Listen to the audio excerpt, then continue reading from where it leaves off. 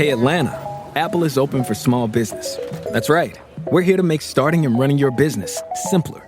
With privacy and security built in on all devices, it's easy for you to protect your customers' data. And if you need hardware or software support, you'll get advice from business experts at no cost whatsoever. So you can focus more on the soup du jour and less on, the other stuff. At Apple, we're open for your small business. Go to apple.com/small business or visit an Apple store to learn more. This episode is brought to you by Amazon Prime. There's nothing sweeter than baking cookies during the holidays. With Prime, I get all my ingredients delivered right to my door, fast and free, no last-minute store trips needed. And of course, I blast my favorite holiday playlist on Amazon Music. It's the ultimate soundtrack for creating unforgettable memories. From streaming to shopping, it's on Prime. Visit Amazon.com/Prime to get more out of whatever you're into.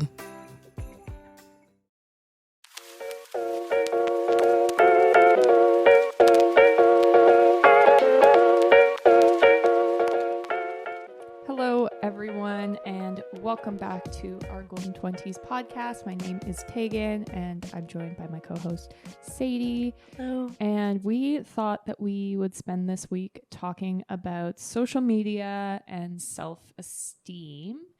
And we wanted to talk about this, one, because we just had a YouTube short pop off, and the comments are horrid, and I was just like, damn, this is a crazy world we live in.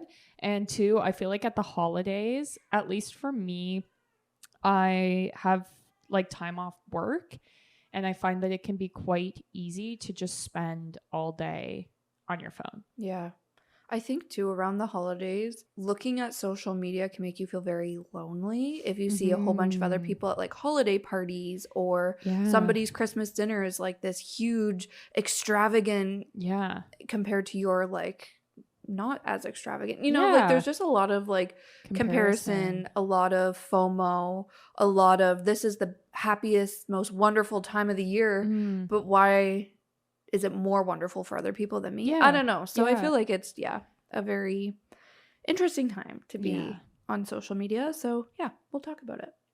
Great. Well, before we dive in, we are going to do a connection card. And this card says, what would your younger self not believe about your life today? I feel like there's a lot about my life that my younger self would not believe. I feel like we've talked about this in the past, because I remember saying, I don't think my younger self would believe I'm married to a man with a mustache. I would probably think that's really weird. I gotta remember that. Yeah. You saying that. Yeah. So definitely. Is that your answer? That part. Yeah. That's a major Not married, surprise. but married to a man with a mustache. Even just my career, my job, what I do 90% of my day didn't exist when I was in high school. So that is also would be weird. Yeah. Same. Since I work in social media. And even when I graduated college 10 years ago, the idea of a paid social manager, which is my title now, didn't really exist. Because Facebook was just figuring out, we can make money through advertising. Yeah. I don't know what my answer is. I feel maybe on the work front, I don't know. I feel this is such a arrogant thing to say, but my life is very much what my younger self wanted. I wanted to be living in a big city. I wanted to live a life for myself where I was very independent, and I wanted to lean into the glitz and glam of the city living, going for drinks and dinner with my friends, and I really craved deep friendships and people who just really understood me. And I feel I really have great friends now where I don't know. I feel my younger self would just be very proud. I don't think she'd be surprised. Yeah, because I knew it was very much this isn't a choice. This is what I want. And it's, exactly. Yeah. So I don't know, but that's kind of a lame answer. Was there anything that you thought was a part of the plan that you did and then were I don't like this? Yeah, maybe actually. One of my big plans was to be self-employed. And I think I've shared that journey with you guys in terms of freelancing. And I was I actually hate this. Yeah.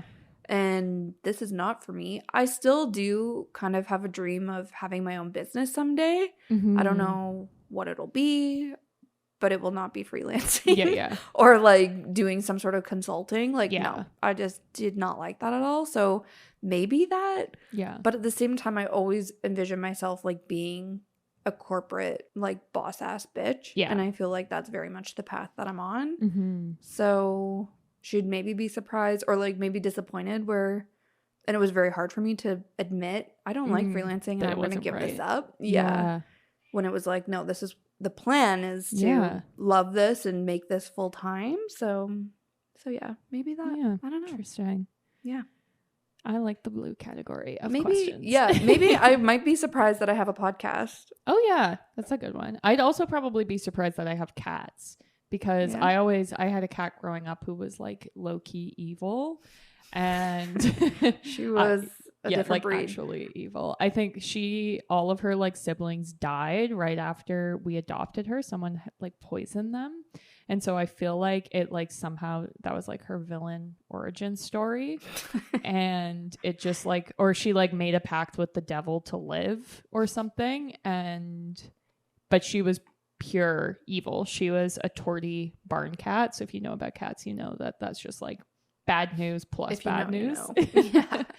And so I was always just like, I don't like cats. Cats are mean. I want dogs, blah, blah, blah.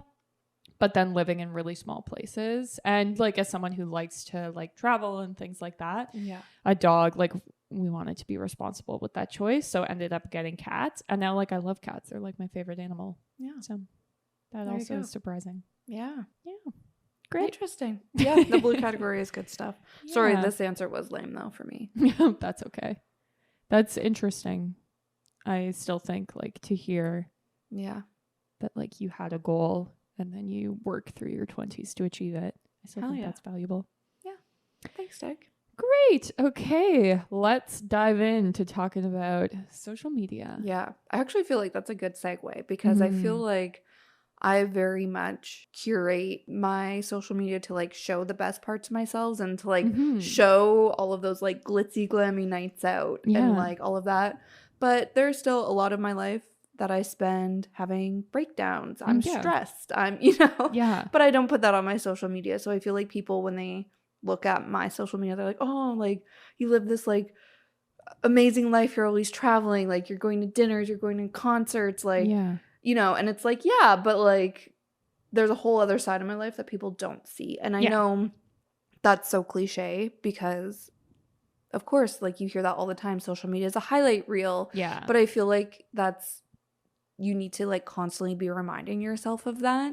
And actually, this is kind of a segue / side rant, but I follow somebody who just recently broke up with their longtime boyfriend. And all of the comments were like, we had no idea like you were going through this. And now she's coming out like saying some of the things that they went through. And they were like, I just didn't see that side of him. And it's like, of course not, because like she wouldn't put that on her Instagram or on her YouTube videos, and I feel like it is one thing to go through like a public breakup kind of like that. But it just goes to show you never know what someone's going through or like the other side of their life that they're not publicly putting on their social channels. Yeah, exactly. Well, and I also think like your 20s are such a turbulent time for trying to figure out who you are.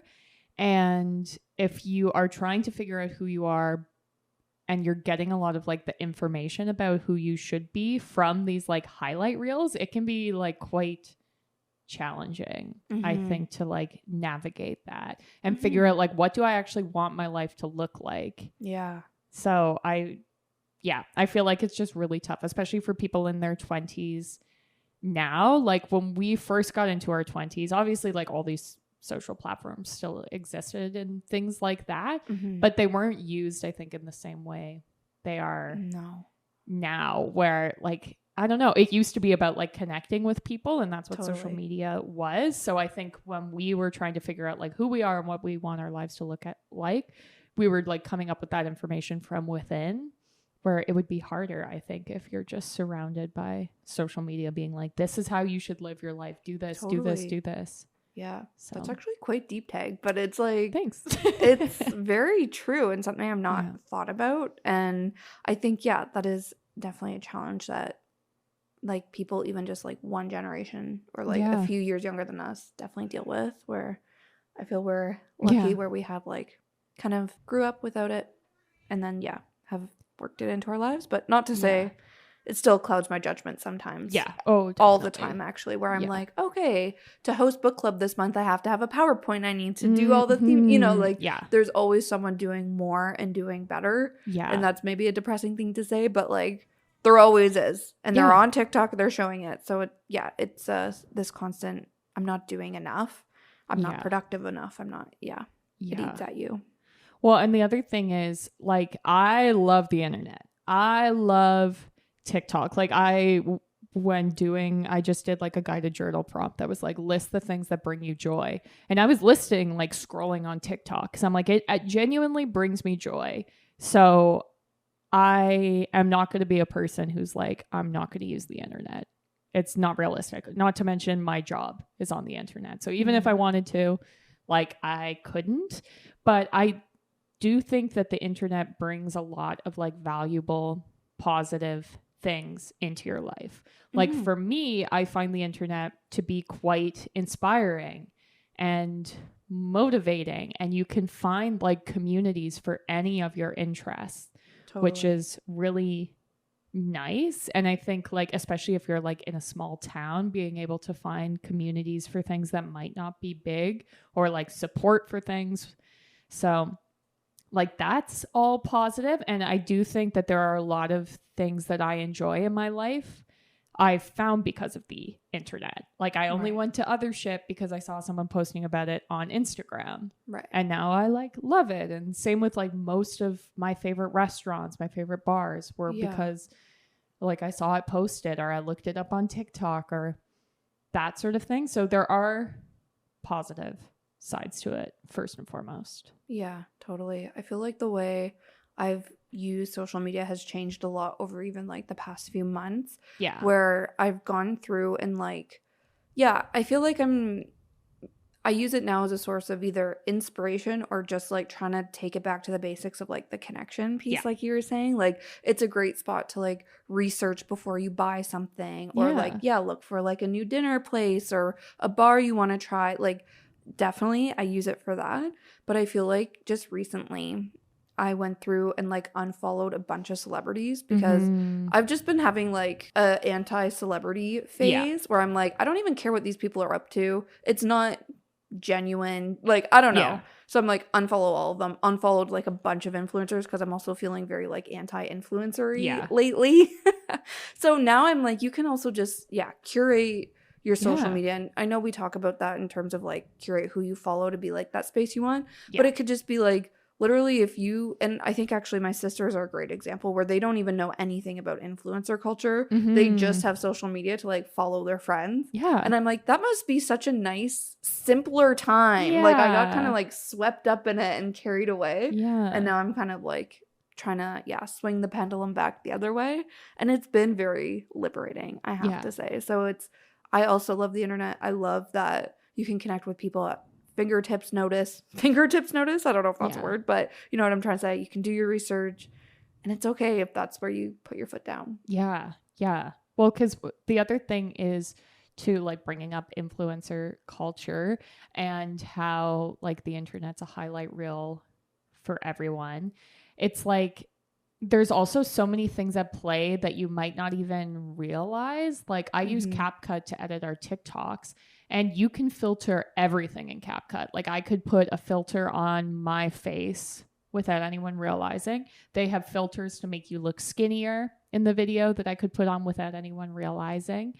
And I don't do it because I think it's morally wrong. Yeah. But I'm like, I guarantee that every other person is using those filters and you don't realize and you think that's normal. And it's the same with like seeing like influencer level of like consumption where you think that's normal to have that much stuff. Yeah. And it's like they're getting sent it for free. Yeah. So, and I'm like, I don't blame them. Like, I don't say no to free things, but you start to think it's normalized that everyone you know has filters and has so much stuff and has like lip filler and Botox, and that's just the new normal, when it's like, I don't think that is normal. It's just that's the only thing you see, because the other thing is like the algorithms are pushing these things as well. So it's not even that. I'm sure there are people who exist who are posting content that isn't falling into that,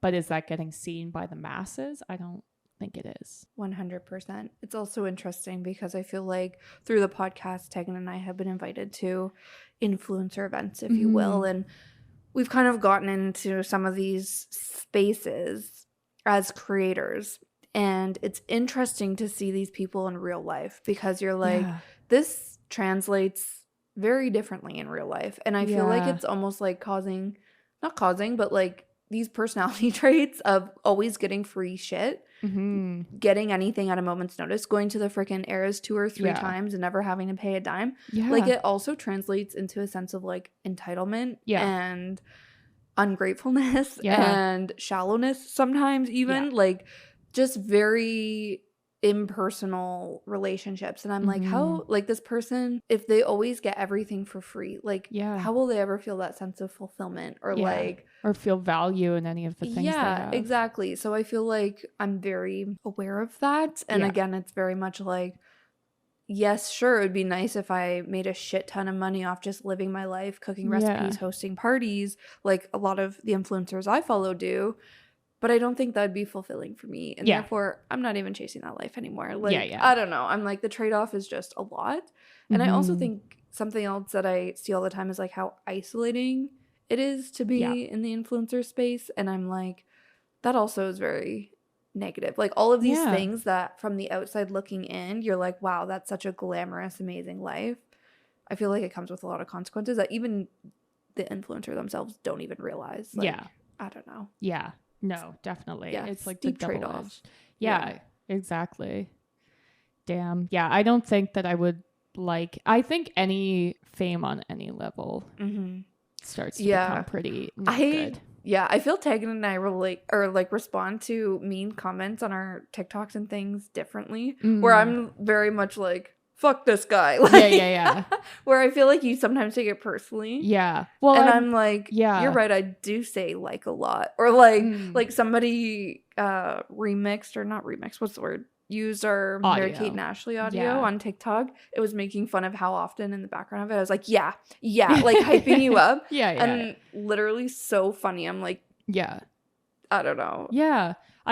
It's funny because I don't like take it personal to me. Yeah. But then I more think about it like, what is with these people? Like, it just makes me more upset about the state of humanity. The world. Where I'm like, it's weird that there's so many people who think they can like talk to people this way. Definitely. And I find, because a lot of times when we get hate comments, I like see right through the mentality of what's going on. Like, if any of our videos go viral and start reaching into a space that's male dominated, all the comments are rooted in misogyny. And they're say that we're stupid or we have vocal fry, which I don't even think we have that bad of vocal fry.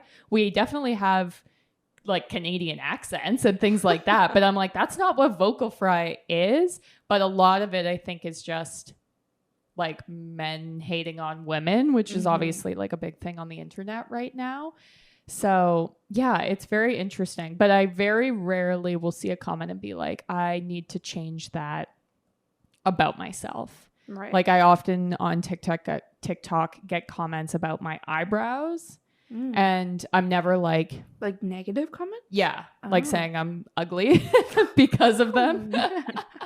But then I'm never like, I need to change my eyebrows. You know what I mean? Yeah. And the other thing that's nice, which is what I really like about TikTok, but I also acknowledge that this is not probably TikTok for everyone, is that oftentimes girls will be like defending me in the comments, which is really nice. Yeah. And I do not see that on YouTube, and I do not see that on Instagram. So that's, I don't know, it's complex. And the other thing is I don't often look at comments. Yeah. Especially if something's starting to get a lot of comments. Like, if there's one comment on a TikTok, I will look at it and I will respond.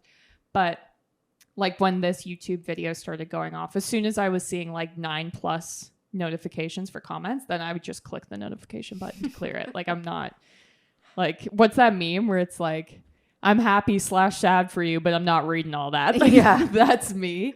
So yeah, there's also that element. And I'm also conflicted about that because I like creating content. So I want to look at the comments, because if it's something that I could do to improve the content, then I will do that. But then it also reaches the point where I'm like, okay, I'm not reading that. But yeah, I can see that. So interesting. Complex. It is complex. Yeah. I feel like you need to be very self-assured in order to like put yourself out there on the internet as a creator. Yeah. Because people are always going to have an opinion. People are always going to try to tear you down for one reason or another. Yeah. Because sometimes I'm like, am I anti-influencer because I'm jealous? Sometimes I think about that. And then I'm like, no, because I don't, like, I'm jealous, like I was saying, of people going to concerts, like in box experiences multiple times a night. That definitely jealous. Yeah. But of like the free stuff, I don't think so. You know, of not even having to work like a office job, I don't think I'm jealous of that, because I enjoy being a corporate girl, like I was saying at the top of this episode. So I'm like, am I jealous, or is it just, I don't know. But yeah, I would never tear somebody else down in the comments. That is just wrong. But yeah, I don't know. I'll just say, I think you need to be very like self-assured if you do want to show up in that space as a creator, and not let people drag you down, because people always have something to say. Yeah. You can never ever please everybody. Yeah. Exactly. And especially on the internet, people will always comment the meanest things. Yeah. Because you can be anonymous. Exactly. Like, there's no threat. Like, yeah. Definitely. Exactly. So I think talking about like the internet, like we said, we're going to continue using it. We both like it. Our jobs are both there. So it's like, how do you actually deal with it while still being able to like use it and enjoy it? And like you said, the number one thing for me is trying to like curate my online space. And this was like something somewhat recently for me where I started doing it as well. And it was mainly rooted in politics. Yeah. Where like we know the state of the world, anyone listening, people are very divided right now. And like a lot of those conversations went online during COVID, and it was like making me upset. And then I was like, okay, but why do I even need to follow these people? Like, why am I following this person from high school who's spouting like racist shit daily? Right. And I was like, okay, I don't have to. Bye. And then it's like a flip switched in my brain where I'm like, if that's like, it's my space. I don't need to follow these losers. And then it started applying to the influencers as well. Or like even just like the random famous people. Yeah. Where I'm like, why was I following Kim Kardashian?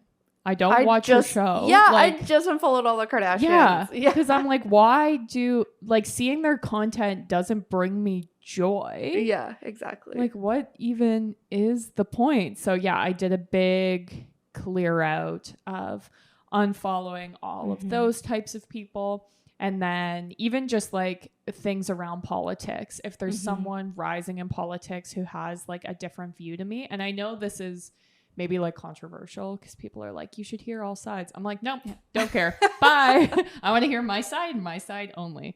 So I'm like, if people follow people whose like values and morals don't align with me, I'm going to unfollow them because it's my space. And that's that. Yeah. The difference is too, that if people are talking to me in real life and we are disagreeing politically, I think for the most part, like quite polite and engaged. Totally. So it's not that I'm like, I never want to speak to that. Yeah, exactly. I'm just like, this is my space. It's my time. I'm curating it for myself. So yeah, I love that so much. I think a big one that came to mind for me while you're speaking is also like news outlets and things like that. Like here in Toronto, I feel probably every major city has like, we have like Blog TO and like Toronto Life and like all these local publications, if you will. And I followed them because it was like, I want to know the latest Toronto restaurants that open and all this stuff. But then all of a sudden, especially through COVID, it turned into like shooting at this TTC subway, like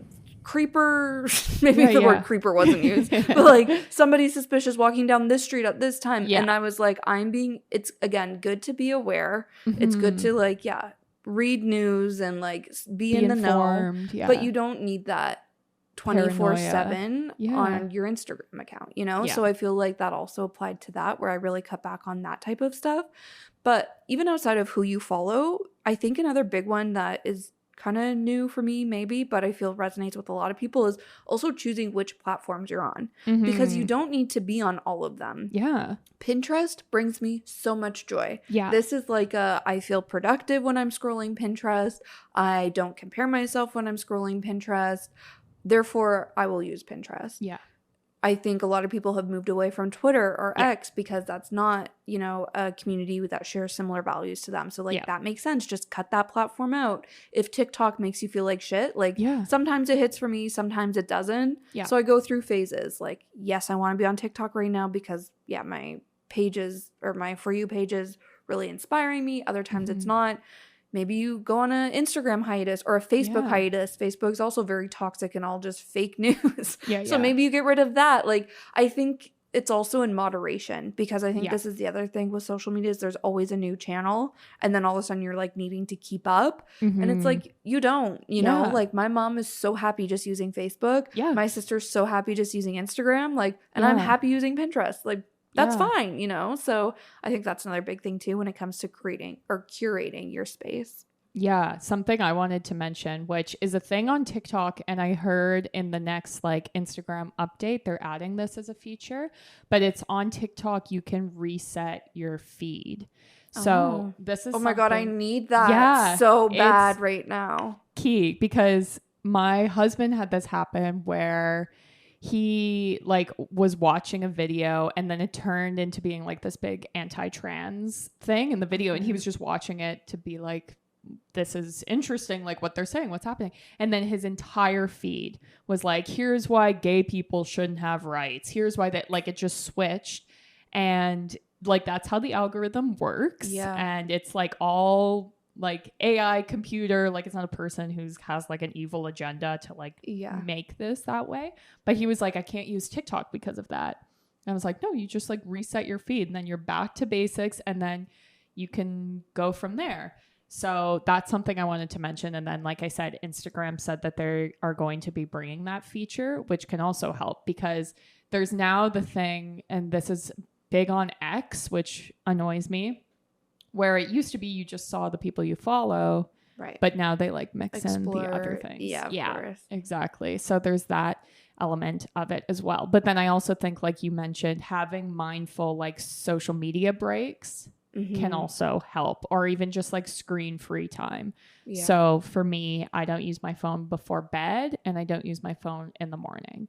Because like there's nothing worse. And it doesn't even need to be like something related to you, but like, I don't know, Liam from One Direction just had his funeral, and like to wake up and just see like all paparazzi pictures of people at this guy's funeral, like I'm just like, that's not a good mind space to be in first thing in the morning and to be like thinking about that.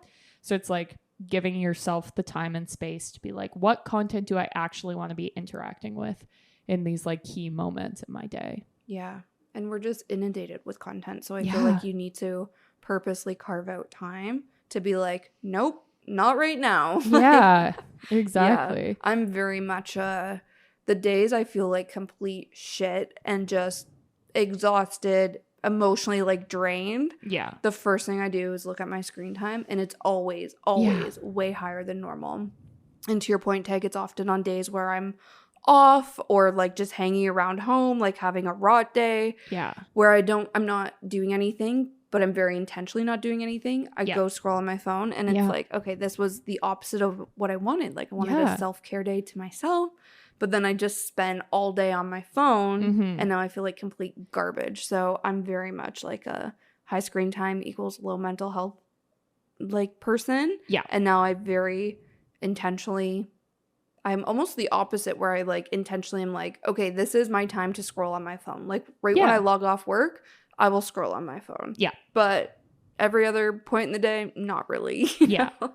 Just because I'm so over it at this point. Yeah, exactly. I think the other thing is to like be mindful when you're using your phone. And this is something I'm guilty of. And so the first thing I did was shut off notifications for everything. Same. And this, like, you get so many notifications through the day. It is crazy. Yeah. And like, it's like distracting. I'm trying to work and my phone's like buzzing and lighting up. But two, it's like making you form a habit of using your phone more frequently. And so the other part of it is to actually be mindful when you're using your phone. And so this means like when you're clicking Instagram, thinking, do I actually want to go on Instagram right now? Or am I just clicking it because that's my habit? Yeah. And it's really hard. So there are some apps I've used in the past where you have to wait 5 seconds before opening any app. Because in the 5 seconds, you're like, wait, why am I even going on TikTok right now? Like, yeah. So there's also that element where it's like, we get it. You have to be on social media for whatever reason, but be mindful while you're doing it and like set time limits. I'm going to go on TikTok, but it's going to be for an hour because you could just go forever.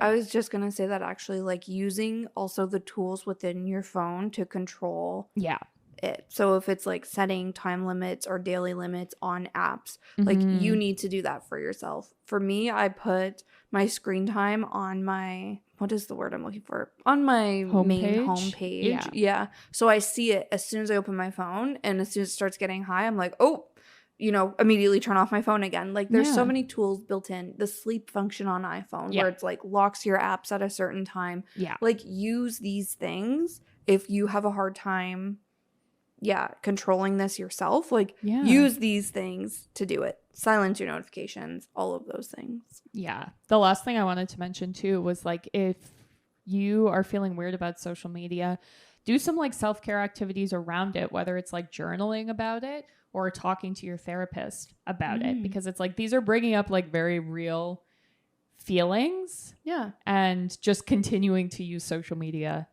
isn't going to help. You'll just feel worse. So yeah, the last thing I think I wanted to talk about was if you're feeling shitty about social media, kind of what you were just saying, Sadie, I think the key is to like close it, get away from it, and then try to foster some positivity in your real life. And so it's like, if you're feeling lonely, going on social media makes it worse. Yeah, like you're connecting with people, but that never works for me. Yeah. It's like, if you're feeling lonely, foster like a real life relationship. Hit up your friend, be like, let's go do something or whatever it is.